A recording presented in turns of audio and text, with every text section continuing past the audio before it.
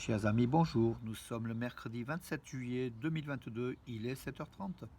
Quelques news de l'Arménie, de l'Artsakh et de l'Iadaspor arménienne. Tout d'abord, un beau sourire avec la qualification pour le troisième tour des éliminatoires de la Champions League, la Ligue des Champions, de l'équipe championne d'Arménie, Punik Yerevan, qui s'est imposé hier 4-1 au Luxembourg contre Dudelange.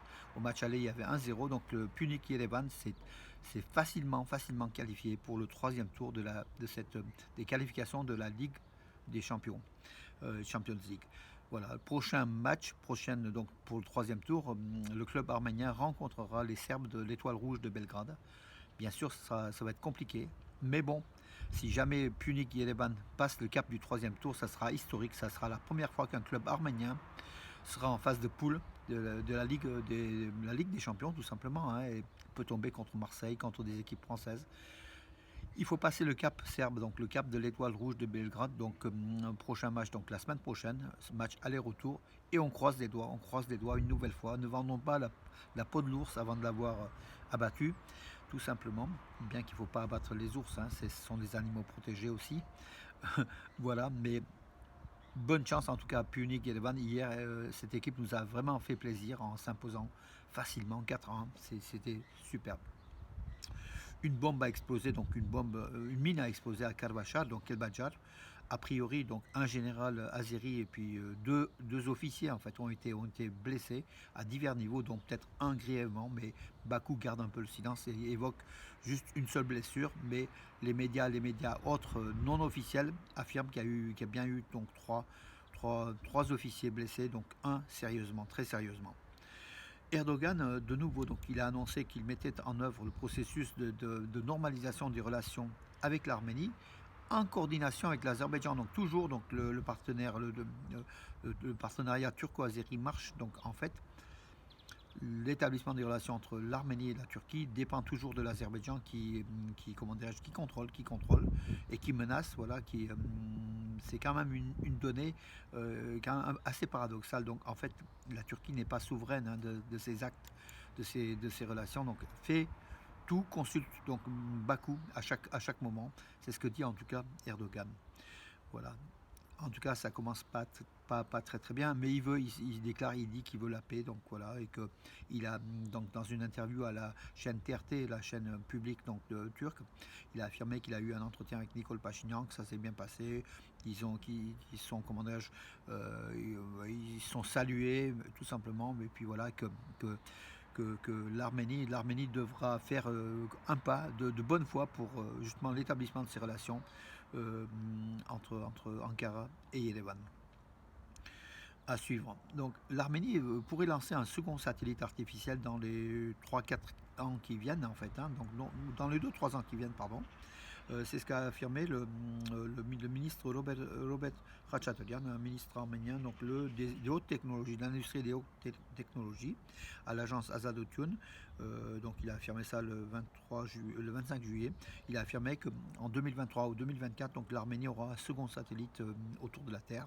Il y en a un qui a été lancé il y a quelques mois, vous le savez, voilà, qui peut donner des photographies assez précises donc de l'Arménie à but non militaire, mais qui peut servir aussi pour la sécurité frontalière. Donc ça veut dire qu'on peut l'utiliser à titre militaire aussi, hein, comme tous les États le font, hein.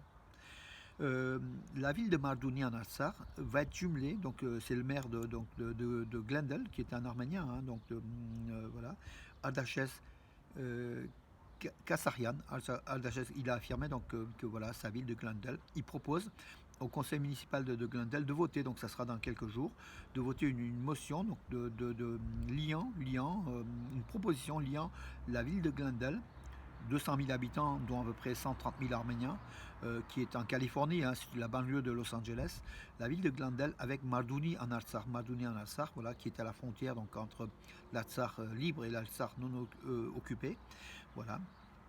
Une très très belle chose. Il veut investir, il veut apporter donc de l'aide économique, des liens d'amitié en devenant une ville sœur. Donc Mardouni pourra se développer grâce aussi à Glendale qui lui tend la main. C'est une très très bonne décision, sachant que Glendale c'est la première ville arménienne des États-Unis, hein, voilà, donc avec 70% presque d'Arméniens, donc c'est très très bien. Euh, Oui, hier matin encore, le Bakou a accusé Yerevan d'avoir violé la frontière en tirant sur des positions azéries, a priori à l'est de l'Arménie, de la frontière arméno-azérie. Bien sûr, Yerevan a démenti, et d'ailleurs ce sont des fausses nouvelles depuis un certain temps. Bakou diffuse des informations de ce type-là presque tous les jours en affirmant que l'armée arménienne mitraille ou bombarde des positions azéries. Ce qui ne correspond pas du tout à la réalité, c'est de la diffamation, c'est de la désinformation dont l'Azerbaïdjan est coutumière. Voilà. Puis mes amis, je salue mon ami Rostov qui se rend à Malatya, donc sa ville d'origine, hein, donc je pense, inauguration d'une église hein, à Malatya, une église arménienne, et c'est pour cela. Bravo. Et puis bon, condoléances aussi à la famille, donc Shnorokian, Shnorokian, pardon, avec Maïda Shnorokian qui a disparu à l'âge de 92 ans. C'était la maman de Hovel Shnorokian, donc, et de Ruth Nassanian, l'épouse de notre pasteur bien-aimé, donc Louder Nassanian, ici à Valence. Donc, voilà, donc à 92 ans, la maman donc, de Hovel pardon, et de Ruth a disparu. Voilà, donc Maïda Shnorokian. Voilà, que les gens qui ont. Qu'on se souvienne d'elle, ceux qui l'ont connue. Voilà, et puis. La cérémonie religieuse aura lieu à l'église évangélique arménienne d'ici des Moulineaux, donc 28 avenue Bourguin, donc suivi de l'inhumation au cimetière de Clamart. Ça sera le jeudi 28 juillet, donc c'est demain, à 15 h. Voilà, avis à ceux qui sont en région parisienne et qui veulent honorer la mémoire de Maïda Shnurkian. Voilà. Mes amis, je vous donne rendez-vous à demain. Bonne journée ensoleillée, puis il y aura d'autres nouvelles. Bonne nouvelle pour demain.